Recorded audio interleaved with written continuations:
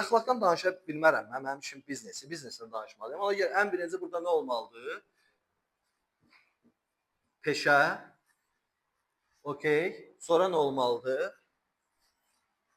Sonra işləmə. Sonra nə olmalıdır?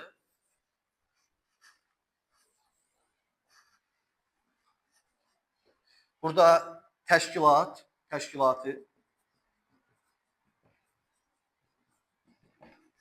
Burada isə iş əxlaqı.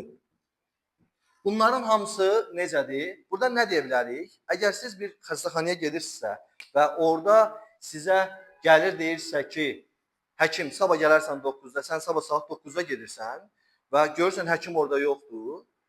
Sonra deyirlər həkim 10-da gələcək, 11-də gələcək. Burada deməli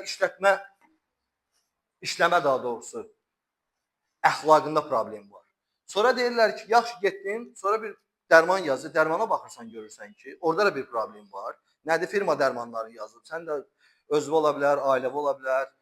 Var yerli bir pul qazanmısan, onu da apar. Sonra öyrənirsən ki, bu dərman əslində 2-3 manatdır, bunun firma dərmanının qiyməti neçəymiş. O da bir problem yaranır. Sonra bir məsələ, bunun çalışdığı o mühit var.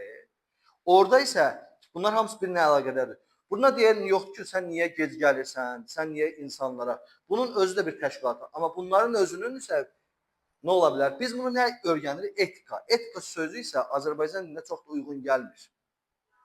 Yəni biz etika deyəndə məsələni biraz yüngülləşdiririk. İngiltərədə məsələn ethics, morality kəlməsinin bir yerdə istifadə olunur. Türkiyədə də əxlaq sözünün istifadə olunur. Əgər bunu biz belə işlətsək, bizim müəssisələrimizdə bu kimi problemlər aradan qalxar. Təbii ki, həkim dedim. Burada eyni zamanda mühəndisin də bu problemi var, evə çağırılan ustaların da problemi var, bankda işləyən adamın da bu problemi var, müəllimin də bu problemi var.